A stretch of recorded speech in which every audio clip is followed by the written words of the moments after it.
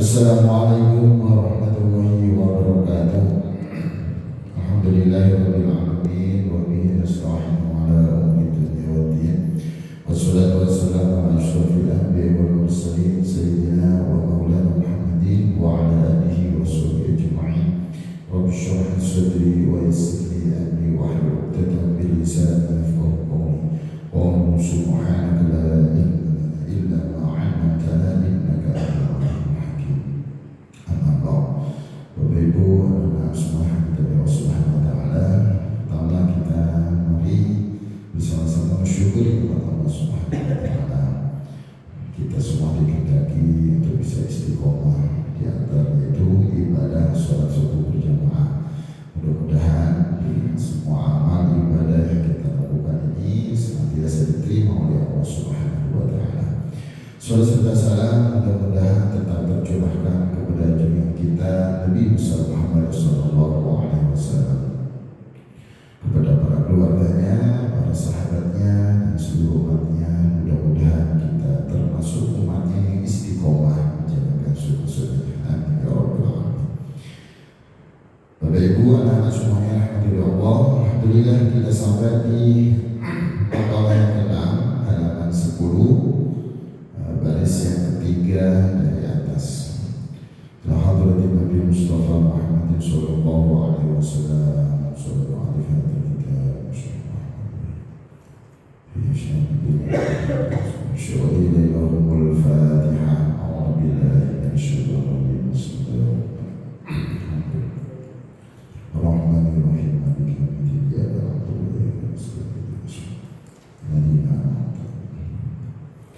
Bismillahirrahmanirrahim.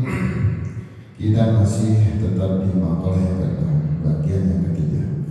Wal maqalah satu nasihat yang ke-6 an Abdullah bin Mas'ud radhiyallahu anhu, dari sahabat Abdullah bin Mas'ud radhiyallahu anhu.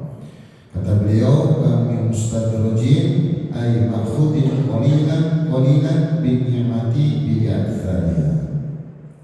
Berapa banyak orang yang dibiarkan dilulu oleh Allah, yakni diambil sedikit demi sedikit dengan kenikmatan yang melimpah ruah yang diberikan kepadanya. Yang kedua, wa kam min maftunin ay mumtahanin bil bala'i bil thana'i ay bi kathrati thana'in nasi alaihi. Berapa banyak orang yang diuji ay mumtahanin, diuji coba dengan pujian, yakni dengan banyaknya pujian dari manusia. Itu semua sudah kita bahas di pekan sebelumnya, dan sekarang kita masuk di bagian ketiga dari nasihat sahabat Abdullah bin Mas'ud. Wa kam min maghrurin ay mutmainin qalbuhu fid dunya wa ghafilin 'anil akhirati bisitri ay bisitrillahi uyubahu alaihi. Dan berapa banyak orang yang tertipu, yakni merasa tenang hatinya di dunia dan lalai dari akhirat. Bisitri dengan tertutup ay bisitrillahi uyubahu alaihi, yakni dengan sebab Allah menutup aib-aibnya. Nah, jadi di makalah yang ke-6 ini berbicara tentang 3 golongan yang celaka. Yang pertama yaitu orang yang istidraj atau dilulu sama Allah, itu tertipu. Yang kedua, orang yang diuji dengan banyak pujian dari manusia. Sekarang yang ketiga, orang yang tertipu dengan merasa dirinya baik, hatinya tenang, ya, namun dia sebenarnya banyak maksiat, sebenarnya banyak kesalahan, namun kesalahannya itu ditutup oleh Allah, aib-aibnya itu ditutup oleh Allah Subhanahu wa Ta'ala. Sebelum kita membahas lebih jauh, kita adalah manusia yang tak luput dari dosa dan salah. Maka para ulama menyampaikan al-insanu mahlul khata' wa nisyan. Jadi manusia itu memang tempatnya salah dan lupa. Sampai Allah sendiri dalam sucinya menyampaikan, ya ibadi innakum tukhti'una bil-laili wan-nahar wa la aghfiru dzunuba jami'an fastaghfiruni aghfir lakum. Wahai hambaku, sesungguhnya engkau itu berbuat salah di waktu malam, di waktu siang, dan aku mengampuni semua dosa, maka mintalah ampun kepadaku, pasti aku akan ampuni. Artinya apa dengan hadis tersebut atau oleh para ulama yang tadi disampaikan, bahwa diri ini ya sudah pasti banyak yang namanya dosa, berbuat kesalahan. Kalau itu sudah jelas, maka kita tidak boleh kemudian merasa diri kita suci, diri kita bersih, tanpa dosa, tanpa salah. Tidak, karena memang kita manusia tampaknya salah dan lupa. Nah, sehingga dengan begitu, apa yang harus kita lakukan?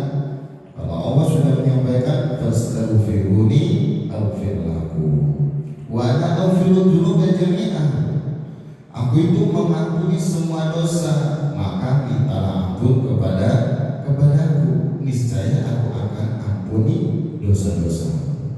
Jadi ketika kita sudah merasa banyak salah, banyak dosa, maka tugas berikutnya kita sebagai hamba Allah ya tidak kemudian mengabaikan itu, harus kita bersihkan dengan bertobat kepada Allah Subhanahu wa Ta'ala. Nah, dengan maksiat-maksiat yang sudah kita lakukan, ya, yang mana kita adalah manusia biasa yang memang tahu dari dosa. Kalau Nabi menyampaikan kullu bin adam khata'un wa khairul khata'in at-tawwabun.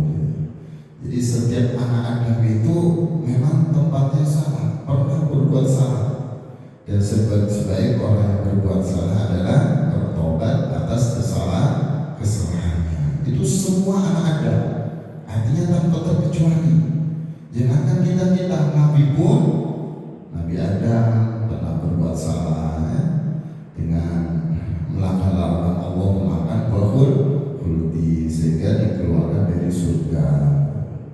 Walaupun dengan tipu daya syaitan yang luar biasa, sehingga menyebutlah dengan sebagai bentuk sumpahnya iblis ketika mengganggu Nabi Adam. Wallahi, demi Allah ini ada. Begitu kena terdengar nama Allah, nah ini pasti benar, gitu ya. Jadi bukan kemudian melanggar begitu saja, tidak, tapi karena sumpahnya itu dengan menyebut nama Allah, barulah kemudian ini pasti benar, bergetarlah hati Nabi dan seterusnya. Tapi ulama fikih mengatakan itu memang termasuk salah satu pelanggaran yang dilakukan oleh Nabi Adam. Kalau ahli tafsir menyampaikan itu semata-mata karena ya disebut nama Allah, baru kemudian berani untuk melakukan itu. Walaupun itu juga merupakan tipu daya syaitan. Nabi Yunus ya berdakwah 33 tahun, sampai kemudian ada yang mengatakan 2 orang yang hanya mengikutinya putus asa meninggalkan kaumnya, sehingga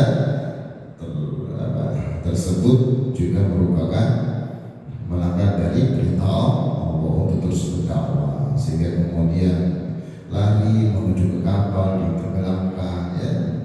Yang kemarin sudah kita sampaikan ya, ditelan oleh ikan hiu dan seterusnya selama 40 hari dan seterusnya gitu. Artinya Nabi-Nabi juga pernah berbuat seperti itu ya, karena memang manusia ya. Apalagi kita. Nah, dengan kita melakukan maksiat, keburukan dan seterusnya, itulah bagian daripada dosa yang memang harus betul-betul kita hati-hati. Kalau dalam suatu hadis itu Ani Nawasi bin Sam'an, dari sahabat Nawasi bin Sam'an, jadi Nabi Muhammad SAW qala al-birru husnul khuluq. Jadi kebaikan itu adalah akhlak yang baik. Wal ithmu ma haka ala nafsika. Jadi dosa itu apa-apa yang membuat hatimu terganggu, jiwamu terganggu. Wa kalika ayyuqali 'alaihi nas. Dan kau tidak suka ketika manusia mengetahuimu. Nah, inilah merupakan dosa. Jadi apa yang kita lakukan kok hati kita ini malah menjadikan gak nyaman, terganggu. Tapi yang namanya maksiat pasti membuat hati kita, jiwa kita akan terganggu. Gak pasti, gak akan nyaman. Kenapa? Naluri kita itu sebagai hamba Allah yang harusnya taat sama Allah. Ya. Tapi kemudian kok kita gak taat sama Allah, pasti ada hati yang kemudian gak akan nyaman. Gak akan nyaman. Dan yang pasti lagi, kita akan takut apabila maksiat yang kita lakukan diketahui oleh orang lain. Wa karihta ayyuttali'a 'alaihin nas. Kita nggak mau, bahkan kita takut, kita akan terasa sangat-sangat gelisah, takut apabila maksiat yang kita lakukan diketahui oleh orang lain. Dan itulah bagian daripada air. Ya, sudah mulai mengerucut pembahasan tentang air. Nah, kalau kita bicara tentang air, ada dua, ada air kholqiyah dan juga ada fi'liyah. Kalau air yang bersifat kholqiyah ini sudah menjadi takdir Allah, di mana seseorang dikasih oleh Allah, baik itu merupakan ujian dan seterusnya, ada cacat dari sebagian anggota tubuh, penyakit yang malu diketahui oleh orang lain, itu merupakan aib. Ada yang bersifat fi'liyah karena kemaksiatan yang dia lakukan, dosa-dosa yang dia lakukan, sehingga dia takut dan malu ketika diketahui oleh orang lain. Dan aib-aib inilah yang harus kita jaga. Harus kita jaga, tidak boleh kemudian kita ubah. Makanya di sini disampaikan wa kam min maghruri ay mutmainin qalbuhu fid dunya wa ghafil 'anil akhirah bisitri ay bisitri lahi uyubah.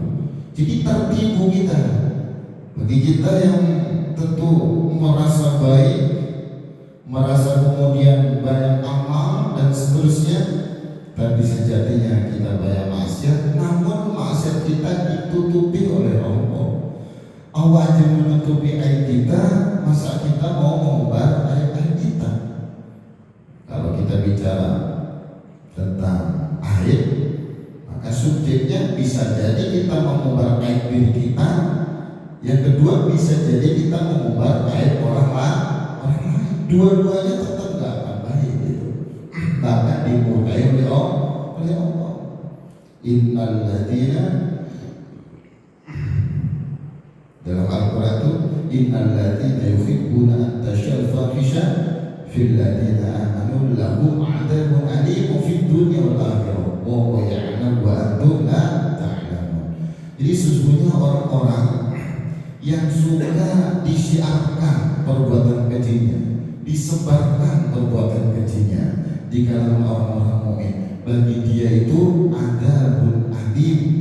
Adzabun alim adalah siksa yang keji, siksa yang pedih di dunia wal akhirat. Tidak hanya di akhirat, tapi di dunia pun sudah akan dikasih atau yang begitu di dunia wal akhirat, di dunia dan di akhirat. Allahu ya'lamu wa antum la ta'lamun. Ini yang paling penting, Allah itu Maha mengetahui, dan sedangkan mereka atau kita nggak mengetahui, gitu ya. Jadi Allah yang lebih mengetahui siapa yang berbuat ini, siapa yang berbuat itu. Bahkan alimum bidadis sudur, tahu isi hati kita.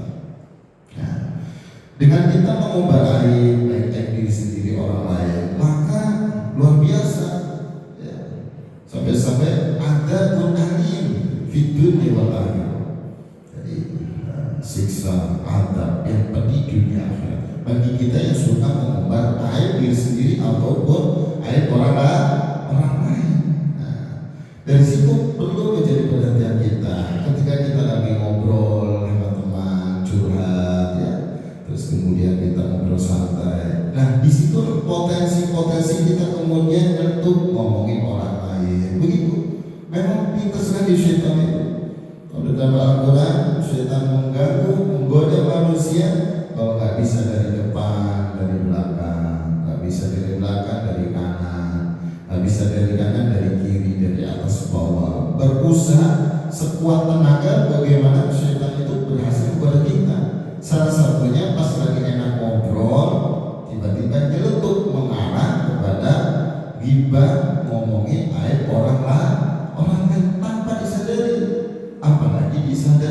disadari.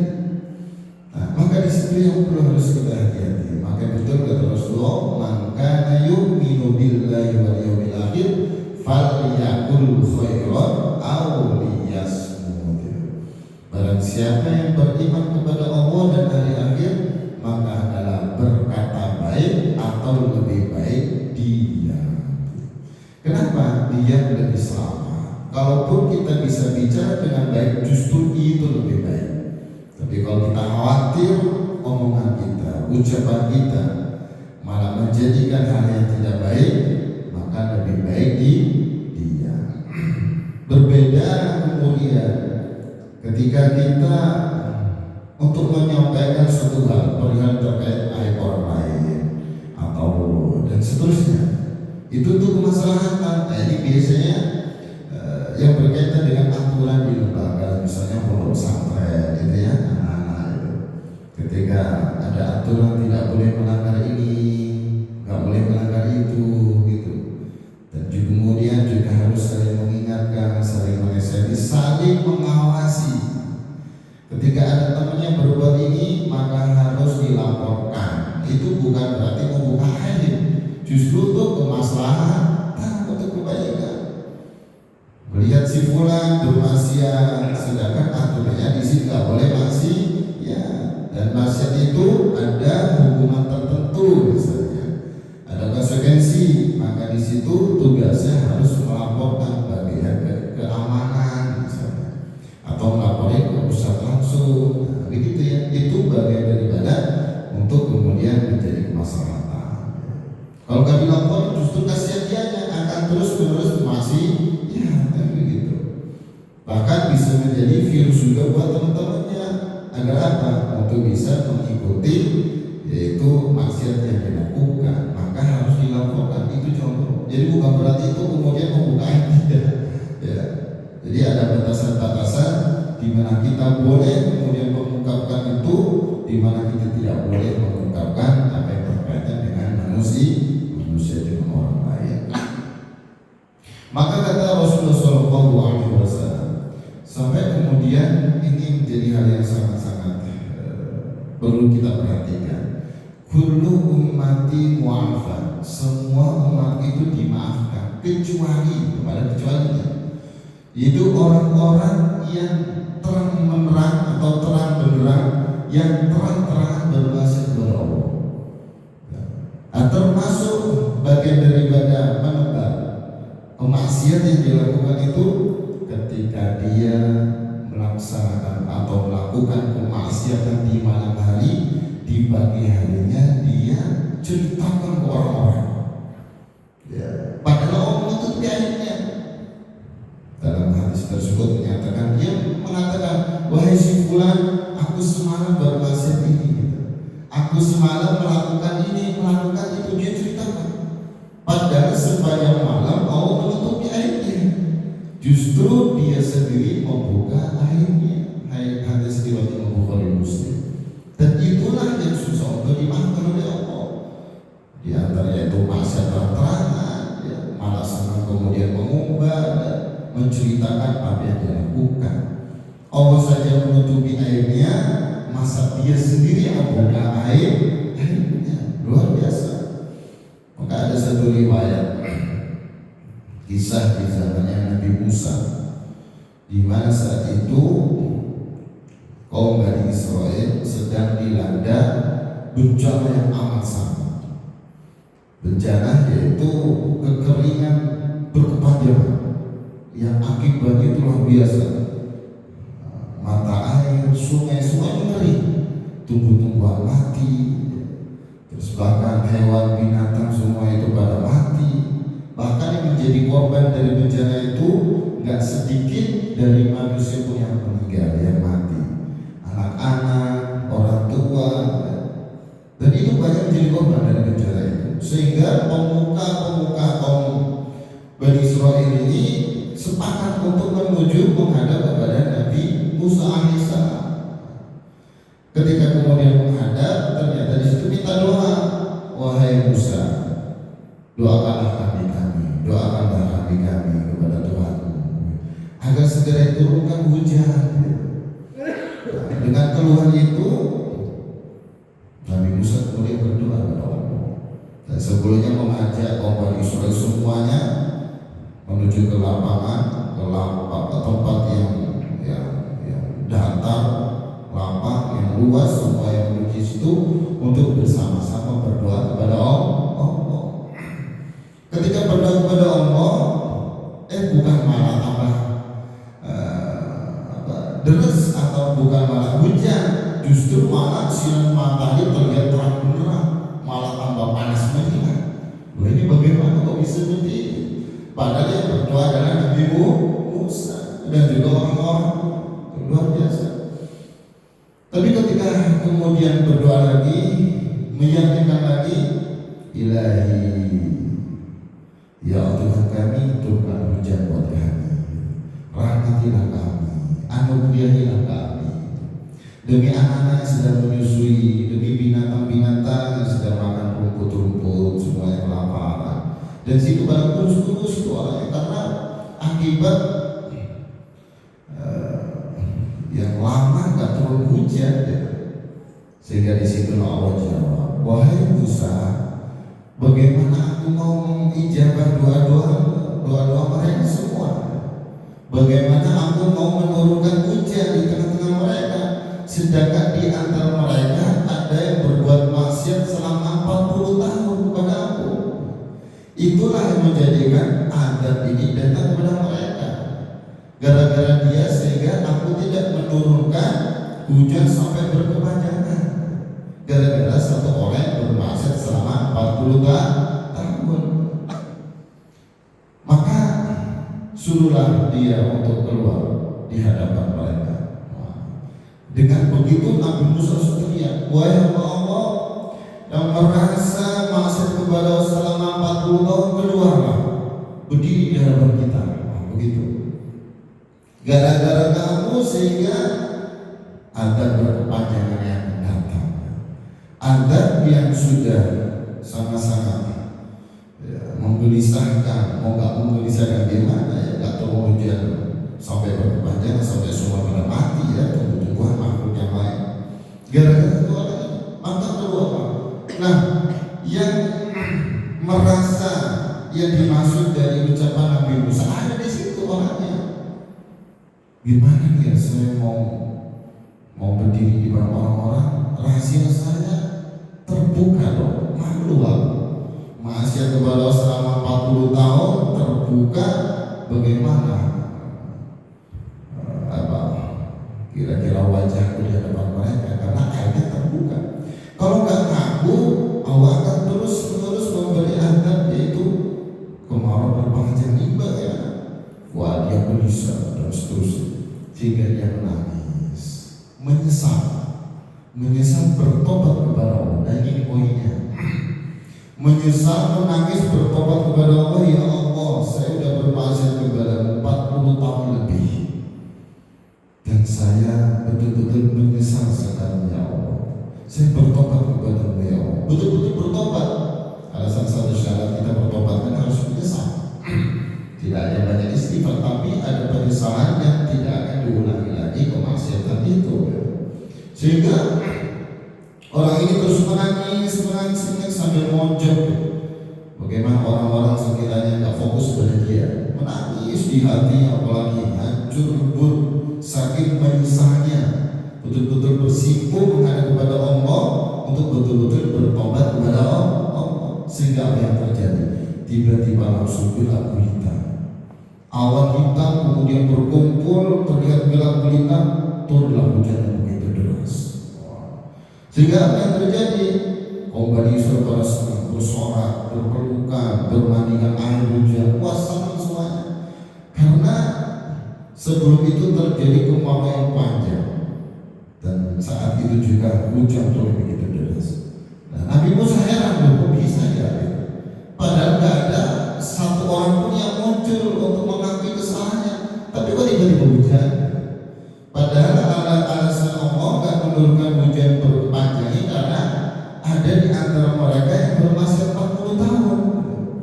Tapi ini nggak ada yang mengakui, nggak ada yang menghadap ke depan, kok malah hujan? Tanya kepada Allah, ya Allah, Engkau turunkan hujan yang begitu deras sekali. Padahal nggak ada yang maju ke depan untuk mengakui apa yang dia berbuat. Itu bagaimana ya Allah? Dijawab sama Allah, wahai Musa, dia memang betul sudah bermasa 40 tahun, tapi dia sudah bertobat kepada-Aku. Dia sudah menyesali perbuatannya, dia bertobat, betul-betul bertobat kepada-Aku, dan Aku ampuni tobat dia, Aku ampuni dosa-dosa dia. Maka ketika itu juga Aku turunkan hujan yang deras kepada mereka-mereka di sekelilingnya. Ya Allah, bisa tak tunjukkan kepada-Aku siapa itu orangnya? Nah, ini bisakah tunjukkan kepada-Aku siapa itu orangnya?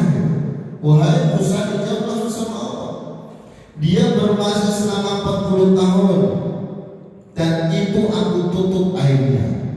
Selama 40 tahun dia bermaksiat, Aku tutup air dia. Dan sekarang dia udah bertobat kepada-Aku, masa Aku mau Aku buka air dia? Dari situlah kemudian Nabi Musa luar biasa, dan ini menjadi pelajaran buat kita. Begitu luar biasanya Allah menutup aib-aib kita. Nah, itu yang menjadi perhatian. Jadi Allah itu menutup aib gitu. Bukan karena kita bersih suci sehingga kita disayang sama orang-orang dekat dengan kita, sehingga kita punya banyak teman, sehingga kedatangan kita, kehadiran kita dihormati, dihargai, disambut-sambut. Bukan karena kebaikan kita, melainkan karena Allah menutup aib-aib kita. Walaupun kita banyak dosa, kalaupun kita mau rahmatnya Allah turun, seperti yang tadi ya, kita harus banyak istighfar, kemudian bertobat kepada Allah. Betul ya, dalam Al-Quran itu faqul tustaghfiru rabbakum innahu kana ghaffara yursilis samaa'a 'alaikum midrara wa yumdidkum bi amwali wa banina wa yaj'al lakum jannati wa yaj'al lakum anhar.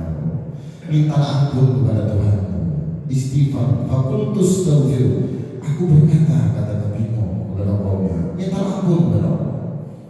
Rabbakum innahu kana ghaffara, sesungguhnya Dia itu Maha Pengampun. Kemudian Allah menurunkan air hujan yang lebat, yang deras setelah kita minta ampun kepada Allah. Setelah kita bertobat kepada Allah, Allah akan turunkan hujan yang begitu deras. Wa yumdidkum bi amwal, akan membanyakkan harta. Tidak hanya turun hujan, tapi harta kita akan semakin banyak. Wa yumdidkum bi amwal wa banin, anak-anak juga akan Allah kasih. Tidak hanya itu, wa yaj'al lakum jannati wa yaj'al lakum anhar. Allah akan mengadakan kebun-kebun, sungai-sungai. Itu berkah karena kita bertobat kepada Allah.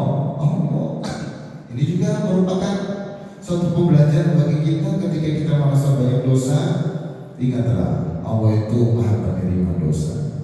Rahmat Allah jauh lebih luas, jauh lebih besar daripada dosa yang kita lakukan. Wa la'aghfiru dzunuba jami'a, Aku mengampuni semua dosa. Maka kata Allah, fastaghfiruni, mintalah ampun kepadaku. Astaghfir lakum, niscaya Aku akan mengampuni dosa-dosa kalian. Itu luar biasa. Nah, kalau Allah saja menutup aib kita, itu juga sebagai bentuk kasih sayang kepada kita. Coba kalau seandainya Allah nggak tutup aib kita, selagi kita maksiat langsung terbuka, apapun yang kita lakukan terbuka, langsung diketahui oleh orang. Artinya Allah nggak menutup aib kita. Kira-kira apa yang terjadi? Maka boleh jadi di mata manusia kita sebagai orang yang alim, yang bertakwa, namun di hadapan Allah kita sebagai orang yang pura-pura alim, pura-pura bertakwa. Tujuannya riya, pengen dipuji-puji orang. Bisa jadi di hadapan manusia kita orang yang punya kedudukan tinggi, punya jabatan yang tinggi, yang adil seadil-adilnya di mata manusia, namun di mata Allah dia hanya sebatas hanya ingin disanjung sama orang, hanya ingin bisa dibilang sebagai orang yang adil baik, biar kemudian bisa dipilih lagi berapa banyak. Bisa jadi juga di mata manusia kita sebagai orang yang dermawan, sebagai orang yang baik, sebagai orang yang sangat peduli antar sesama. Tapi di hadapan Allah ternyata kita adalah orang yang pelit, orang yang kikir. Itu kita lakukan hanya semata-mata ingin mencari pujian orang yang dituju bukan Allah, malah selain Allah yaitu manusia. Nah, ini bab ini sudah kita bahas di pertemuan sebelumnya tentang masalah pujian orang lain. Ternyata itu merupakan pujian yang nyata, dan itu luar biasa, harus betul-betul kita perhatikan. Boleh jadi kita di hadapan orang, kita adalah orang yang kuat, orang yang tangguh, orang yang super kuat, tapi di hadapan Allah kita sering merengek-rengek, mengeluh-ngeluh tentang apa yang sudah Allah takdirkan kepada kita. Ya Allah, kenapa Engkau jadikan aku seperti ini, seperti itu? Padahal di hadapan manusia saya adalah orang yang tangguh, sabar dan seterusnya. Di hadapan manusia saja itu semua nggak kita ketahui apa yang dilakukan oleh orang seperti kita. Termasuk orang lain tidak akan mengetahui apa yang sudah kita lakukan. Karena apa? Allah menutup aib-aib kita. Dan itu luar biasa. Begitu sayangnya Allah kepada hamba-hamba yang senantiasa menutup aib-aib kita. Kalau sudah seperti itu, maka apalah yang kemudian harus kita lakukan dengan mengumbar aib diri kita, apalagi aib orang lain. Aib diri kita aja tak boleh gitu ya. Bahkan itu merupakan satu hal yang kemudian gak diatur sama Allah. Ya tadi disampaikan hadisnya, kullu ummati mu'afan, setiap umatku itu dimaafkan kecuali yang tadi itu mengumbar, senang dengan kemaksiatannya. Maka kalau kita mengumbar kemaksiatannya, orang tahu kita, jangankan orang kemudian dekat dengan kita, kenal kita aja males. Mau kenal sama kita aja males, apalagi jadi teman dekat, jadi teman akrab. Yang mereka gak akan mau, kenapa? Takut kena imbas dari kemaksiatan yang kita lakukan, begitu. Kalau kita berteman dengan orang baik, kita pun akan termotivasi menjadi orang baik. Kalau kita berteman dengan orang buruk, hati-hati, kita pun akan berpotensi juga untuk melakukan keburukan tersebut. Kalau kita dekat dengan penjual minyak wangi, kita pun setidaknya akan dapat bau dari harum wangi tersebut. Namun kalau kita dekat dengan pandai besi, setidaknya kita pun akan kena percikan dari pandai besi tersebut, ataupun kena bau daripada proses dari besi yang sudah dipandai dan seterusnya. Nah, itu bagian daripada kehati-hatian kita. Maka betul kalau nggak ditutup kita nggak ada harganya di hadapan manusia. Orang akan lari, ya, termasuk yang ngomongin belum tentu, karena ditutup aja sama Allah. Ya, karena kita manusia kalau dari dosa, walaupun dosa sekecil apapun itu adalah aib. Ya, maka betul-betul harus bersyukur sama Allah ya, karena Allah itu akan selalu menutupi aib kita. Kalau Allah sudah menutup aib kita, maka sudah pantasnya kita itu betul-betul untuk senantiasa menutup aib kita, menutup aib orang lain. Apalagi aib orang lain ya, itu sangat-sangat luar biasa. Kalau dalam Al-Quran itu, ya ayyuhalladzina amanu tanibu katsiran minadh-dhanni inna ba'dadh-dhanni itsmun wa la tajassasu wa la yaghtab ba'dukum ba'dhan ayuhibbu ahadukum ayyakula lahma akhihi maitan fakarihtum wattaqullaha innahu tawwabur rahim. Wahai orang beriman, jauhilah dari berprasangka, karena sesungguhnya sebagian prasangka itu adalah dosa. Katsirun minadh-dhanni inna ba'dadh-dhanni itsmun, dosa. Janganlah mencari kesalahan orang lain, jangan saling memuji. Nah ini ya, sebagian dari yang lain memuji itu artinya membuka aib. Memuji orang lain itu membuka aib. Kalau benar ya menghibah, kalau salah memfitnah, sama-sama salahnya. Yang lebih aman kalau usah ngomongin orang lain, begitu lebih aman. Ya. Kenapa? Kalau kita mau kemudian menghibah orang lain dengan kemudian mengurut-ngurut aib orang lain, maka sampai kemudian digambarkan dalam Al-Quran ya, ayat yang disampaikan, apakah kau mau memakan daging saudara yang telah mati? Artinya makan bangkai. Fakar menghibur orang lain, ngomongin aib orang lain dan seterusnya, maka itu diilustrasikan kita itu sedang memakan bangkai saudara kita. Jangankan bangkai dagingnya aja ngeri, apalagi bangkainya. Wattaqu, bertakwa kepada Allah. Innallaha tawwabur rahim. Sesungguhnya Allah itu Maha menerima taubat. Artinya kita potensi melakukan itu tuh bisa, bahkan mungkin sering. Tapi ingat, innallaha tawwabur rahim. Allah Maha penerima taubat. Jadi kalau Allah sudah betul-betul mengingatkan kita untuk menjauhi dari namanya riba, membuka aib orang lain, maka itu betul-betul harus diperhatikan. Kenapa? Kalau kita mau membuka aib diri sendiri, apalagi aib orang lain, ini akibatnya dunia akhirat tidak akan terancam aib kita. Maka dalam sebuah hadis itu, man nafasa mu'minin kurbatan min kurobi dunya nafasallahu kurbatan min kurobi yaumil qiyamah. Wa man yasra muslim yasra fid dunya wal akhirah. Wa man satara musliman satara fid dunya wal akhirah. Wa fi yaumil 'abdi maka 'abdu fi yaumi akhihi. Luar biasa. Jadi di hadis tersebut Rasulullah menyampaikan, barang siapa yang menyelesaikan kesulitan-kesulitan orang ya di dunia, dari kesulitan-kesulitan di dunia, maka Allah akan selesaikan kesulitan-kesulitan dia nanti di hari kiamat. Wa man nafasa kurbatan min kurbi dunya nafasa kurbatan min yaumil qiyamah. Barang siapa yang menyelesaikan atau memudahkan kesulitan orang lain, maka Allah akan mudahkan kesulitan dia dunia akhirat. Kalau kita ingin segala urusan kita dimudahkan oleh Allah dunia akhirat, kasihlah kemudahan kepada orang lain. Itu kuncinya. Ya. Yang ketiga, wa man satara musliman satarahu fid dunya wal akhirah. Barang siapa yang menutup aib, barang siapa yang menutup aib seorang muslim khususnya, maka Allah akan menutup aib dia dunia akhirat. Allah fi yaumil 'abdi maka 'abdu fi yaumi akhi. Allah akan menolong seorang hamba selagi hamba tersebut mau menolong sesama saudaranya. Jadi Allah mau menolong kita selagi kita mau menolong sama kita. Allah akan menutup aib kita dunia akhirat selagi kita mau menutup aib orang lain. Kita tahu dia punya aib, cukuplah kita doakan.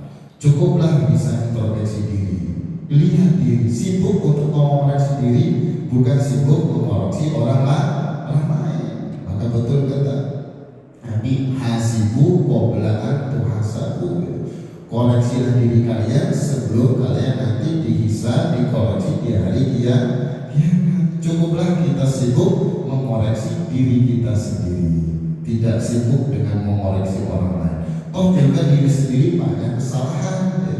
Diri sendiri ini kalau kita korek betul, kita betul-betul introspeksi diri, berapa banyak kesalahan-kesalahan sudah kita lakukan, dosa-dosa, kemaksiatan, aib-aib yang begitu banyak, berapa banyak. Maka ketika kita udah tahu itu, apakah sah-sah begitu saja? Tidak, maka harus kita bersihkan, ya. Harus kita lebur semua itu dengan bertobat kepada Allah. Salah satunya dengan memperbanyak amal kebaikan. Innal hasanat yudhibnas sayyi'at. Sesungguhnya kebaikan-kebaikan itu menghapus kesalahan-kesalahan yang ada. Jadi itu solusinya ya. Jadi bukan berarti kemudian kita sibuk ngomongin orang, membuka aib orang, tidak sadar aib diri sendiri itu banyak. Maka ketika kita ingin ditutup aib kita dunia akhirat, ini bukan lagi di dunia tapi akhiratnya. Perjalanan begitu panjang, kondisi kita nanti di padang mahsyar seperti apa, dengan di situ mukanya bermacam-macam sesuai amal kita di dunia. Ada yang model ini, model itu, model ini, model itu, dan seterusnya. Ya. Dengan seperti itu, ketika kita ditutup oleh Allah, maka yang ada adalah kebahagiaan. Yang ada adalah kebahagiaan.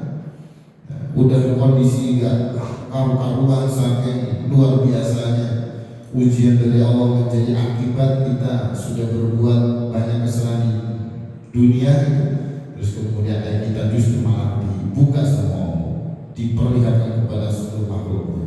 Bagaimana kalau itu terjadi? Nah, maka kuncinya kalau kita pengen aib kita ditutup oleh Allah dunia akhirat, kita harus pintar-pintar menutup aib diri kita, menutup aib orang lain. Itu poinnya, ya. Jadi yang dari Allah Subhanahu Wa Taala, betul di sini kami magrumi, berapa banyak orang yang tertipu, ya, merasa hatinya tenang, damai, wa ghafil 'anil akhirah, ya, lupa dengan kehidupan akhirat. Damai, dia tak merasa banyak dosa, ya. Damai, kemudian dia merasa aman, dan begitu saja. Tapi sejatinya dia terlihat seperti orang baik, seperti orang yang betul-betul dekat dengan Allah, orang adil, orang yang dermawan, orang yang adil dan seterusnya. Tapi sejatinya dia tertipu karena apa? Sejatinya dia seperti itu karena aib-aibnya sedang ditutup oleh Allah.